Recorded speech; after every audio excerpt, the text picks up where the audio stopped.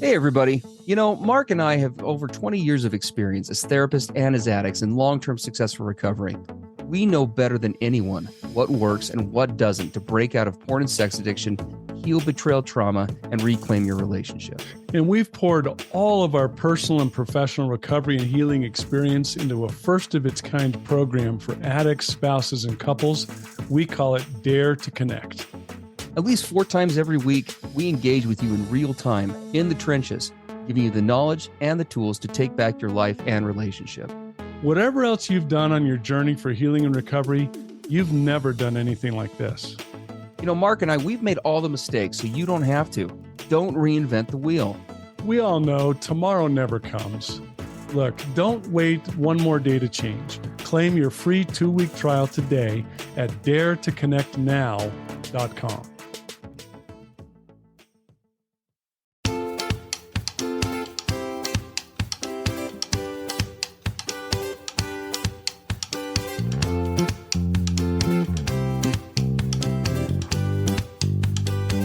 Hey, everybody.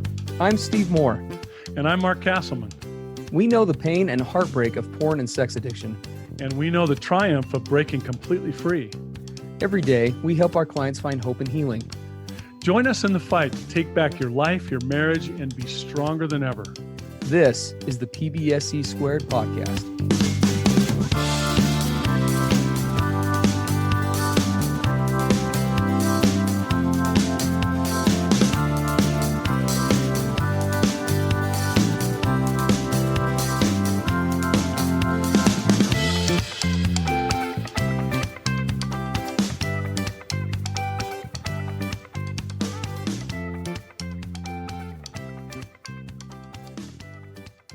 So it's really crazy to believe that we are already in Recovery Healing in the Holidays, part 3.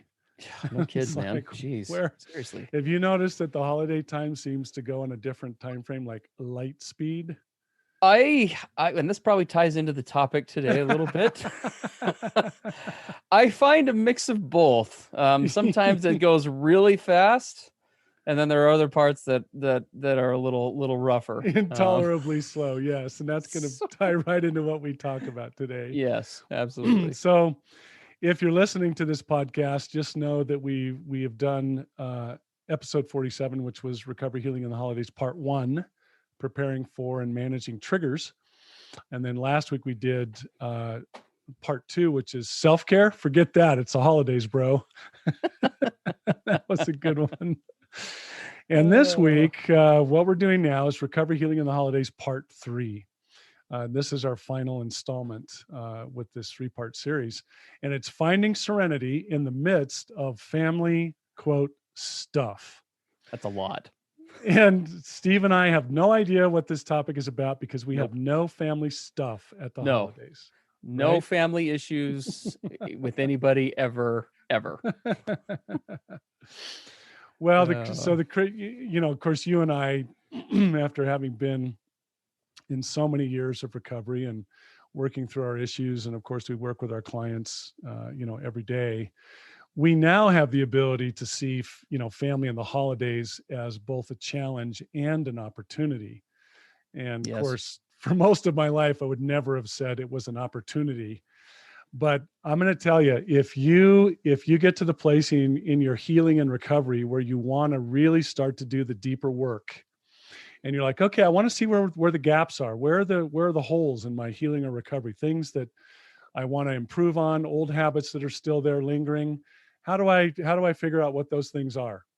Just enter into the holiday period with immediate and extended family, and you'll be shown all the holes and gaps in what it is that you're wanting to work on.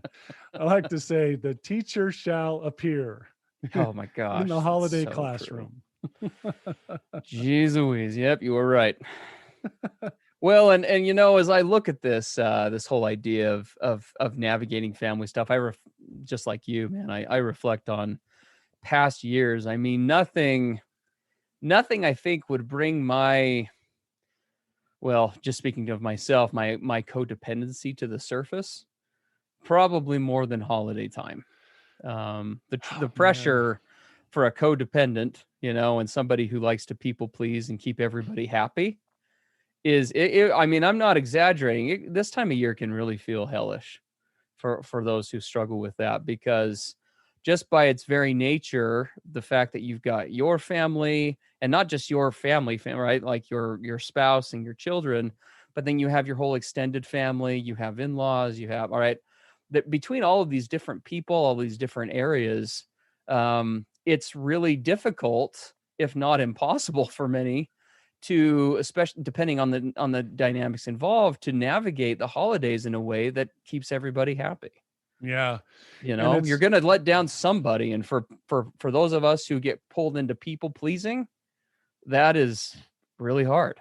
it is, and the thing to remember, of course, I love the neuropsychology or the brain science of so much of this. And Mm-hmm. if you really, it's really a time also for self-compassion and self-kindness, Yes. self-understanding. I mean, realize when you step into the holidays, we're stepping into a history that has been rehearsed and repeated our entire lives, year after year after year.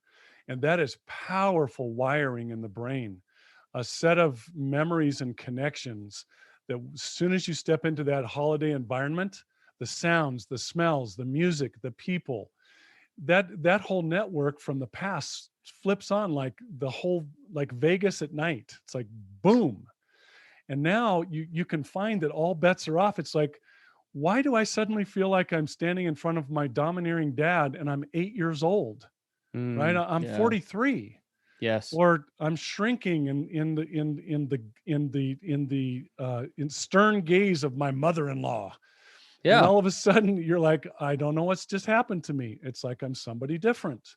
Yes. And that's Absolutely. what those holidays can do. So, be patient, be kind. Yeah, it's a very powerful time with regard to emotion, what's happening to the brain, family roles. In fact, let's just jump in and talk about that right now. Yeah. It's really tough because you have a balancing act during the holidays. You're balancing time between family, Mm-hmm. a coupleship if you're married, and yourself, and Yes. trying to hold all those balls in the air and know where the lines are and the boundaries and how to take care of all of those at once. And one of the things that will throw it all off the rails so quickly is what we like to call enmeshed family dynamics. Mm-hmm. Right? Yeah. When you step back into, especially when you step back into the family of your childhood, even though you're now well into your adult years, don't be surprised when old family roles, old attitudes, old ways that you felt and thought, ways that people expect you to behave, all of that now bumps up against your new healing and recovery skills. And man, oh man, what you've been learning in your healing and recovery can go off the rails so quick in Mm-hmm. that family dynamic. Yeah. It can even, you could even describe it in some ways as a collision, right? Sure. And it's, so what do you do about that? Because you're What? going to fall into it. Oh yeah. Well, and I think, a good way to put this too, because oftentimes, these, it's not to say that all these dynamics are bad, right? Oh I mean, no. the Yeah. holidays themselves, right? Specifically around like Thanksgiving and Christmas, at least in American culture, but I think in many parts of the world, I mean, are regarded definitely as by far the two biggest holidays of the year. And they Yes. tend to be the ones I think the most steeped in holiday tradition, right? Yeah. We're what we're really talking about today is how new ways of doing things, all of the skill sets that we learn in recovery about transparency and openness and setting boundaries, what we're talking about is how those are coming up not against just your family dynamics, which is complicated enough, but years, decades, or more of tradition, Yes. right? And all There's, kinds of traditions, not just this night we have a dinner and this is what the tree looks like, but there's also emotional traditions and yes, interacting traditions. And let's many. and Oh, let go ahead. Steve and I be clear, because I heard when you just made that comment a minute ago, I want to make sure that everybody listening doesn't interpret this as, oh, Mark and Steve are like holiday humbugs. Oh yeah, of course. Not saying that the holidays are negative or, oh my gosh, I can't No. wait till these are over. what we're really about on this podcast is how can we make them as connecting and wonderful and memorable and peaceful as possible. Yes. How do you take the things that you're learning now, right? The new ways of communicating, the new ways of doing things with yourself, with your spouse, interacting with these other groups of people, be it family or friends or whatever, and how do you help those worlds meet? Because Yes. a common dynamic I see couples that I work with, that come up against is as they're learning really healthy ways of communication, and transparency. Um, it's traditions can in so many ways be so good, but there's the potential for them, I think, to hold us back in our thinking, right? Yes. I think many a recovery, both individually and as a couple, could easily write on their tombstone in quotes, but it's the holidays. But Yes. it's Christmas time, right? Yeah. And that statement too often, I think, it either precedes or immediately follows us making some sort of an exception in Yeah. in in what we have found to work as we navigate this That's process. so true. And last week we applied what you're saying to, of course, to our self-care that can go out the window because it's the Yes. holidays. You said, the times you ate an entire pumpkin pie, in one sitting because it's the holidays, right? Yes. And so here's the thing, because we're talking about family and relationships on this episode, a lot of times it's the holidays can also lead us to basically violate our boundaries Yeah. with people who are perhaps maybe abusive or inappropriate or whatever, Yeah. maybe with our own old habits of how we relate to others. We can kind of say in our mind, well, it's the holidays, so I'll just let all that slide. Yeah. Yeah, I'll give it a pass. And here we go, right back into the old mold. Yes. And we're just encouraging all of us to be very mindful of that pervasive attitude and say, whoa, whoa, whoa, wait a second. No, it's the holidays, and it's actually a wonderful opportunity to hold boundaries and to be healthy and to establish new traditions and new ways of doing this. Why Yeah, just always fall back into the old default? absolutely. No, I mean that's it's so subtle.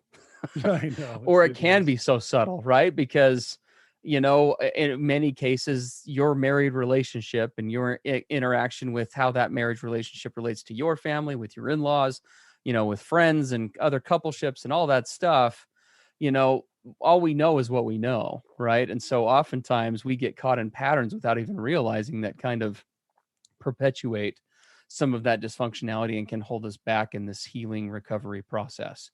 Yeah. And you and I have talked about before we started this how I think probably everyone on some level can relate to this idea of, without even knowing it, getting pulled back into, between all of the triggers involved, right? It's your family, it's the home you grew up with the people you grow up with your parents.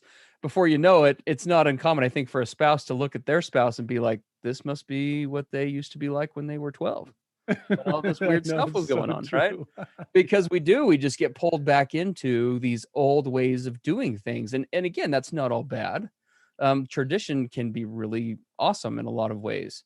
But if it brushes up, I mean, I am of the opinion, and I think Mark is as well, that at the end of the day, I feel like we have fought too hard, too long for anything, including long-standing 50-year-long family traditions, to threaten the blood, sweat, and treasure that has gone into rebuilding a relationship, my relationship with my wife specifically, right, in a healthy way, in a way that's functional. No matter how good those other things are, I myself made the decision a long time ago that recovery works best for me when it goes in that clear order we talk about, right? God and self are kind of along the same lines because they kind of play off of each other. My spouse, and then kind of everybody else, Yes. that goes after that. Because Yep. if one thing threatens something else higher up on the rung, for me, that's a clear indicator something's off, right? Yeah, and there can be a tendency, and I was guilty of this for a lot of years, there can be a little bit of a tendency when the holidays hit and we're back into those old environments and roles, and that old networking in your brain switches on. In some ways, if I'm going to be, brutally honest, I would sometimes throw my wife under the bus, Yeah. because now I've Yeah. slipped back into, the Mark role in the family. Now it's me and my family, Yeah. and my wife is standing out on the fringe. And it's like, Mhm. well, whoa, whoa, whoa, wait a second. What happened to all the stuff we talked about, the boundaries and how I'm first, and right? It's Yeah. very easy to get into this, well, my family loyalty versus her, and how do I navigate that? And right. And so if we're not careful, holidays can take a hit to our relationships when what we want to do is exactly the opposite. We Exactly. want to get Yeah. closer. Totally. Well, and I can't guess that kind of takes us to the solution side of this because we could probably Yes. talk about the issues all day. Yes, we could. We do that all day, every day in our clinics. Mark and Steve available for individual therapy. But yeah, I think the question, where we need to shift to is really what we're asking is, we're doing this obviously around with a holiday emphasis, but these are good skills to learn in general in terms of, how do I maintain boundaries in family situations, right? Yep.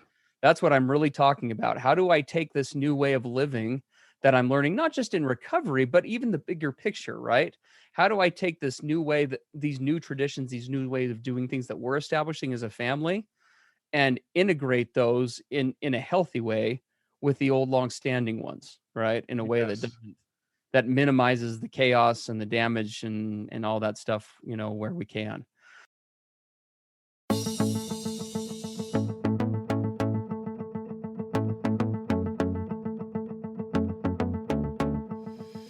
Hey, everybody. Mark and Steve here. Are you looking to take your recovery and your marriage to the next level? We work with individuals and couples one-on-one.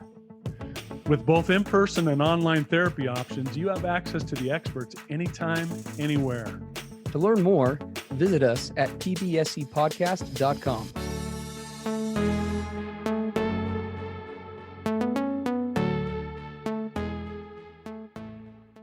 So there's a couple things, right, that I think we've got down that we would recommend. Okay, so the first thing would definitely be, where possible, we highly recommend dealing with situations that are going to come up before they come up. You'd be surprised, and Mark and I do this with clients all the time, how far even a brief discussion before going to a family event about setting expectations of, how long do we plan to be there, and some other stuff that we're going to talk about, what situations might arise. We've done Christmas with my side of the family 10 times before, so we kind of know what dynamics are at play, right?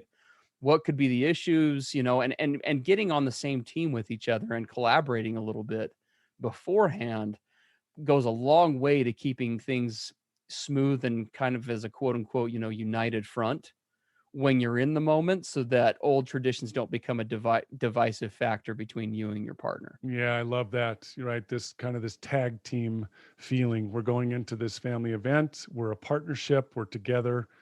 Let's kind of talk about what's gone on in the past, what we might expect, and how we're going to deal with it in a healthy way, and how we can support each other in that. Yeah. My wife and I, we actually do this all the time now. So as we talk about setting boundaries during the holidays, one of the big ones for us is time. Yeah. Before we go into a family situation, especially with me and my extended family, is my wife and I agree on a maximum time that we will be there, Sure. because she knows what will happen. If I get there and I get all enmeshed in all of the discussions and what's going on, now I put on my fix-it hat and my therapist helper mode, and Mark's going around trying to put out all the fires and the gossip, and oh my gosh, look, he's got a sour look on his face. Let me go see what his problem is. And now, and by the time it's done, it's been 5 hours, and she literally drags me out of that house and event, like, exhausted. And she finally got to the place where she said years ago, she says, "I'm just not doing that anymore. Yeah. I take you like a rag doll home, and then have to, like, put you into, recovery for 3 days from the family event." Put you back together. Yeah. So we go in with a expected time frame. You know what? Okay, we're going to spend a maximum of 2 hours. Yeah. And we actually, and I tell her, because, and this is about getting raw and vulnerable with each other, authentic. I say, you know what? It's very likely that once I get in there, I might lose sight of what we talked about Yeah. beforehand. So if you see me getting embroiled in that stuff, come over and just tap me on the shoulder or whisper in my ear, or sometimes we'll have a code word.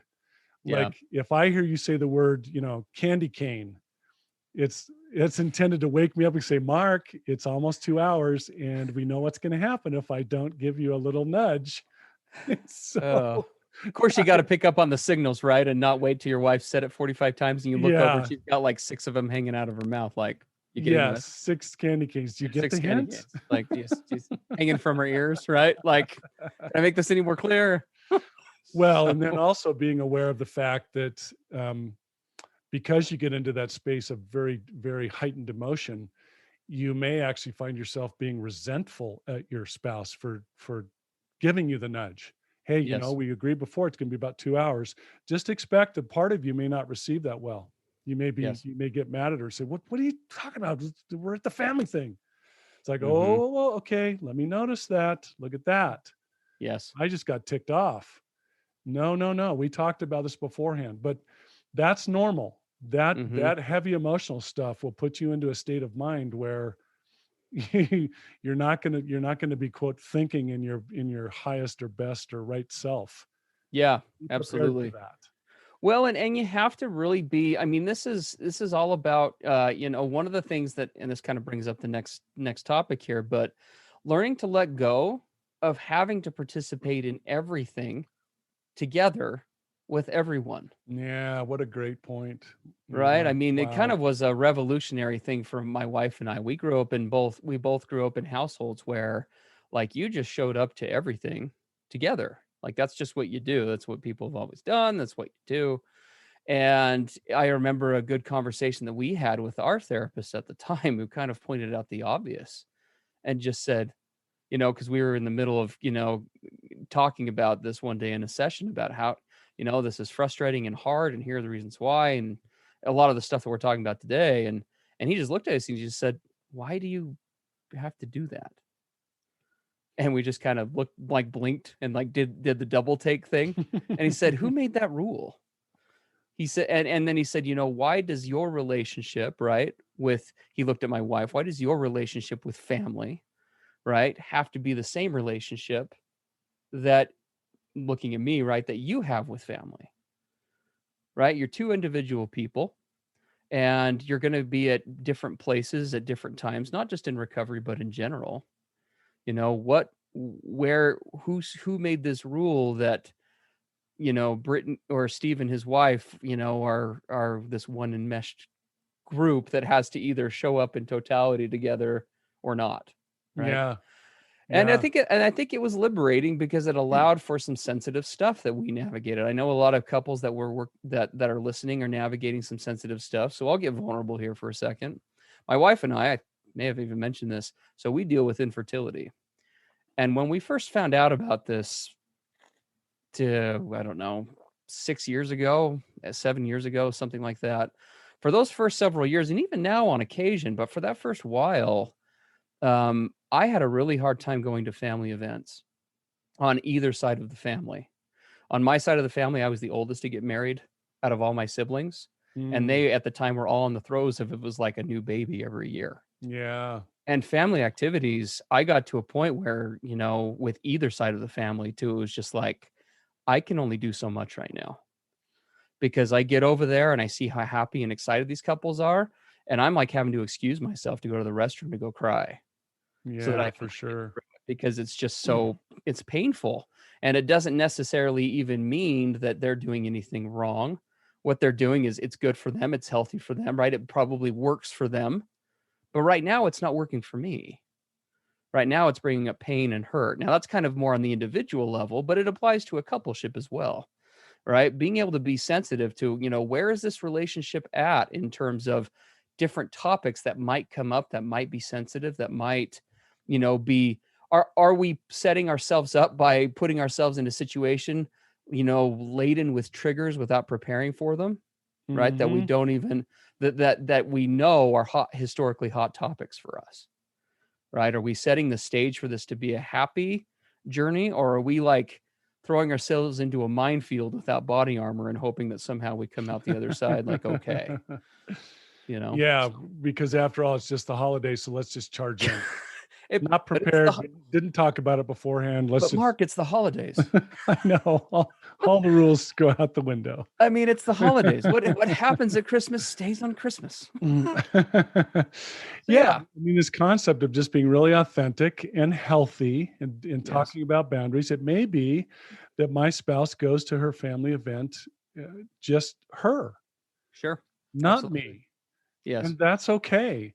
mm-hmm, Right now you want to take a really close look at this and make sure that you're not using this as an excuse to go into old habits of avoidance or of course, isolation or escape. But mm-hmm, if you really do have a conversation and the two of you agree, I just don't think that's going to be a healthy environment for the two of us. How, yeah, how about I just go? mm-hmm, And I think that absolutely, that's perfectly okay, and that's something that you determine between yourselves. yes, But I love this thing of not having to adhere to the old traditions and habits and ways of doing things just because they are. they always have been, and so Yep, we just need to keep always doing have it. been. Now, Yes, be prepared that when you do this, when you start doing healthy things that are proactive, you probably will get some resentments. You'll get oh some yeah, reactions. You'll get some negative responses for sure, because you're daring to step out of the old mold, the old roles, the old patterns. And there are people who don't like that. yeah, Why? How come you just can't be the way you've always been? What's wrong with you? What are you doing? Right? yeah, I don't know that I'm comfortable with this. Right? So you get this pushback.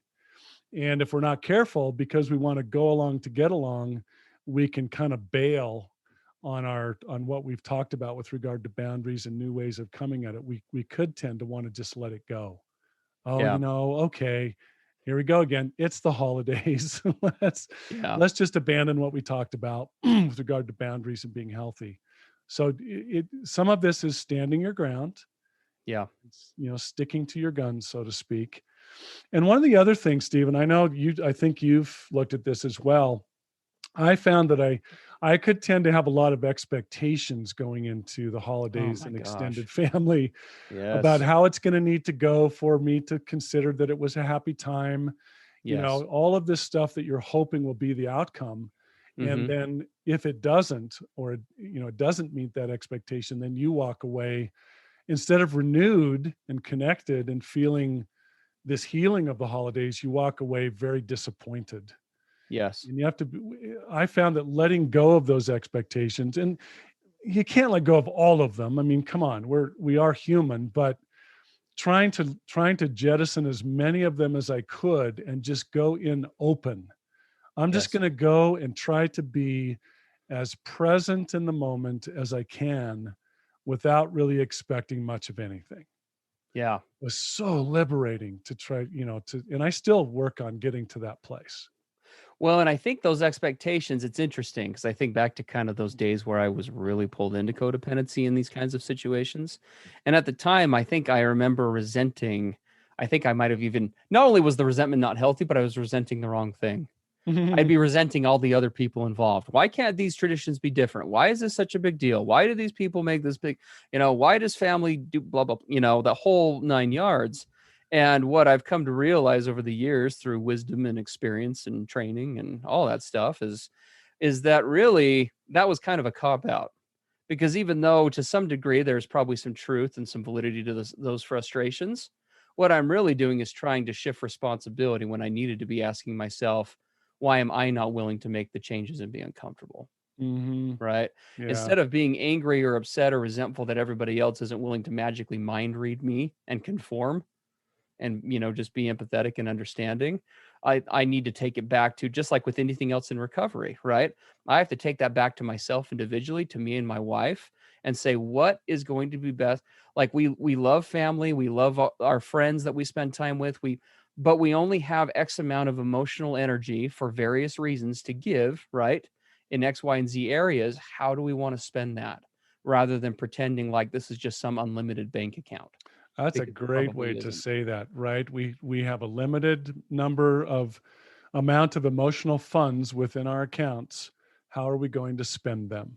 Yes, absolutely. Because they're not Because, inexhaustible just because it's the holidays. well, no, and I think most of us, just like too many of us, have been guilty of like overspending and getting the heavy credit card bill in January, on the holidays. I have experienced too many, and I know many of my clients have experienced too many holidays where January, I was telling you this before we started filming, where you get to January 2nd, it's like, oh, thank the good Lord that's over. I know, right? And I hate feeling, I mean, who wants to feel that way? Right. That's We horrible. got through that again. Oh, we survived. Thank goodness we got back to crappy January where nothing's going on. And when you're feeling that, I mean, everyone wants to get something different from the holidays, but I would say it's a pretty safe bet for most, if not all people, of all the things that we want to or ought to be getting from the holidays. What those holidays are truly about is the exact opposite, right? Being able to recharge and be renewed and excited and ready to take on a new year, right? A new year in recovery, a new year in Yeah. life. Not to start it off with an emotional hangover.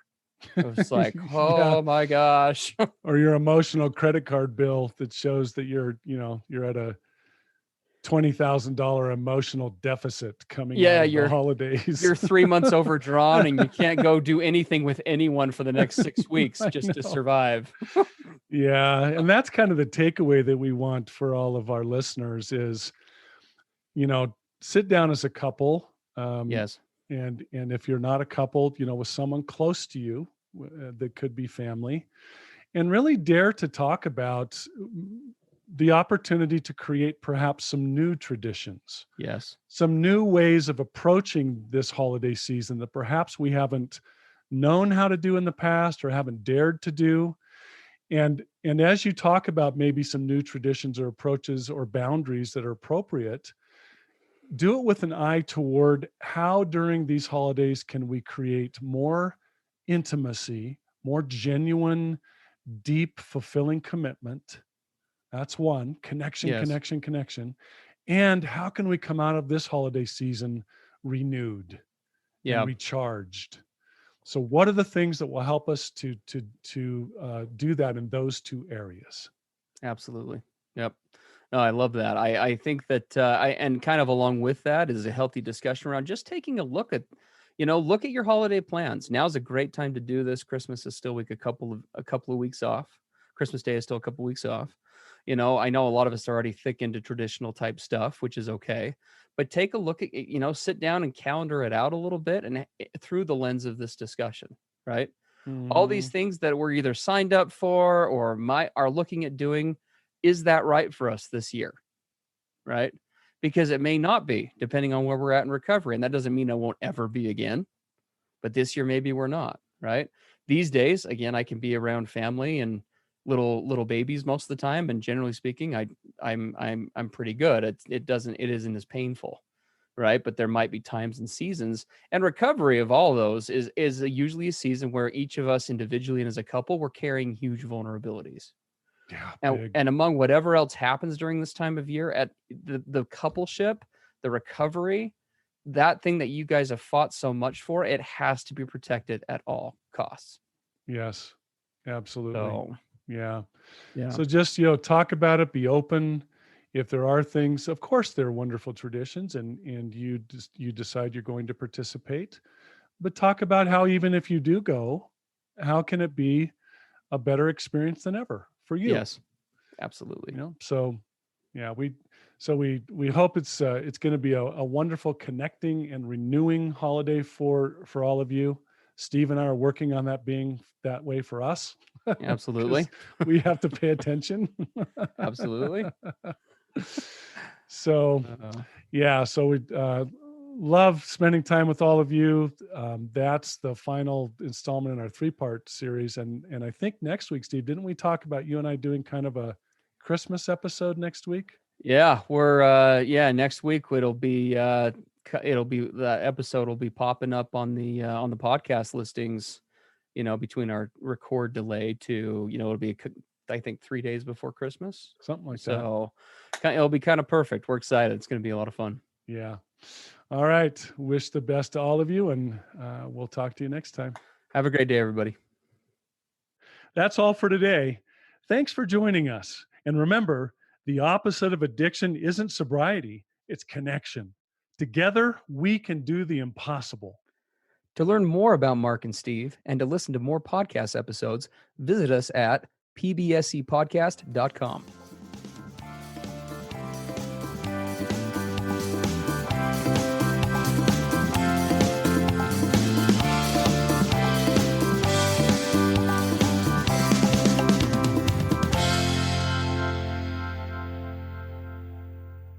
Everything expressed on the PBSC podcast are the opinions of the hosts and the participants and is for informational and educational purposes only.